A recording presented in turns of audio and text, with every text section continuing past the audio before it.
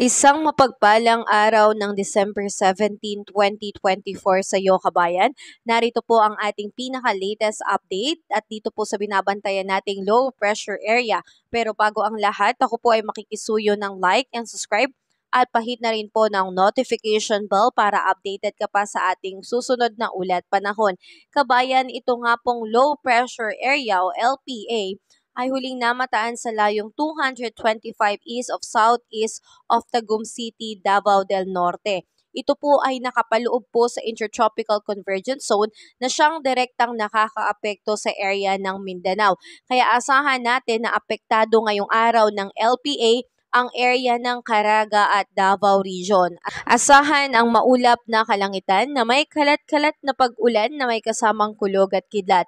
Pinag-iingat ang lahat dahil may posibilidad po itong magbunsod ng mga biglaang pagbaha lalo na kung magiging moderate and heavy rain po. At ito naman pong ITCC kabayan ay direkta pa rin pong nakakaapekto ngayon dito sa may Mindanao, Negros Island Region, Central Visayas at Eastern Visayas. Kaya pinag-iingat ang lahat, posible pong makaranas ng maulap na kalangitan na may kalat-kalat na pag-ulan, kulog at kidlat. At ito naman pong northeast monsoon ay patuloy pa rin pong nakakaapekto ngayong araw sa may Cagayan Valley, Cordillera, Administrative Region, Aurora.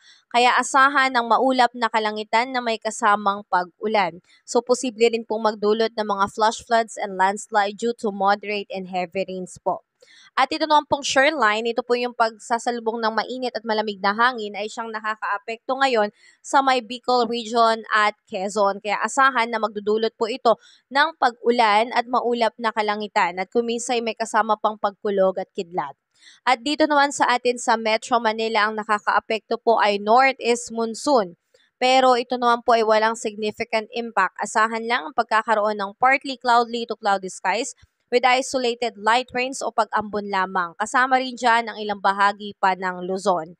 At inaasahan dito sa may Visayas, apektado naman po nitong ITCZ rin at asahan ng pagkakaroon ng partly cloudy to cloudy skies with isolated rain showers or thunderstorm. So may posibilidad din po itong magdulot ng mga biglaang pagbaha and landslide. So yung mga area po na naapektuhan ng LPA, ITCZ at shoreline ay pinag-iingat kabayan dahil posible po itong magdulot ng malalakas na pag-ulan na posibleng magbunsod ng mga biglaang pagbaha and landslide, lalo na po sa mga prone areas natin.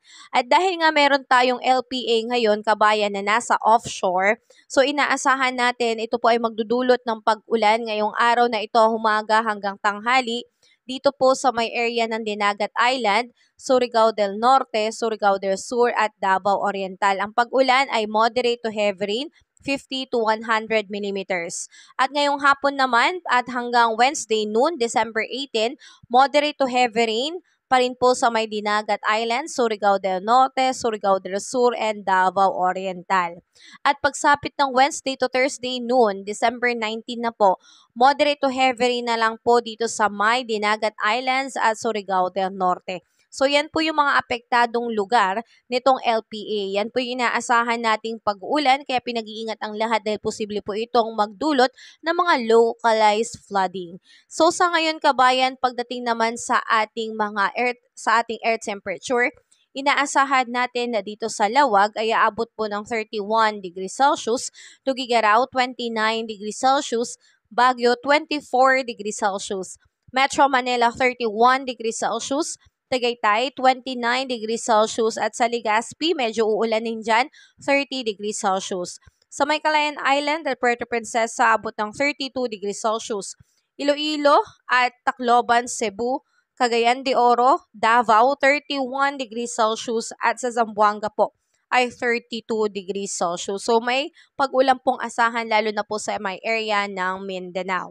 So inaasahan natin kabayan, pagdating naman sa ating mga baybayin ay wala pa rin po tayong nakataas ngayon na anumang gale warning signal. So malaya pong makakapalaot ng ating mga mangingisda. So lubusin na po natin ito pong magandang alon sa karagatan. Ligtas pong pumalaot kabayan hanggat wala pa po tayong nakataas na anumang gale warning signals. So sulitin na po natin yan dahil sa mga susunod na araw kabayan, kabayan, ito pong binabantayan nating LPA ay tumataas po yung tsansa na maging isang ganap na bagyo. Kung magkaganon kabayan, ito po ay direktang makakaapekto dito sa may area ng Mindanao at ilang bahagi ng Visayas. Kaya pinaghahanda na po ang lahat. So habang wala pa po itong bagyo, isang ganap pa lang po na LPA, tayo po ay palaging mag-monitor at maghanda kabayan. Kung sakaling ito po ay maging isang ganap na bagyo at papasok ng Philippine Area of Responsibility kabayan, ito po ay tatawagin nating bagyong Kerubin. So patuloy ko po kayong i-update dyan kabayan. Sa ngayon, ang kailangan natin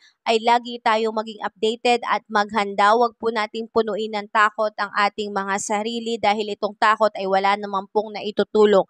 Ang kailangan lang po natin ay maging alerto at bukas isip sa mga posibilidad lalo na nitong LPA ay may tumataas na tsansa na maging isang ganap na bagyo na tatawaging bagyong Kerubin. So kabayan, yan lang po na ang aking update para sa'yo. I-update pa kita sa susunod na balita. Kaya makikisuyo ng like and subscribe at pahit na rin po ng notification bell para updated ka pa sa ating susunod na ulat panahon. Salamat, ingat, God bless sa iyo kabayan.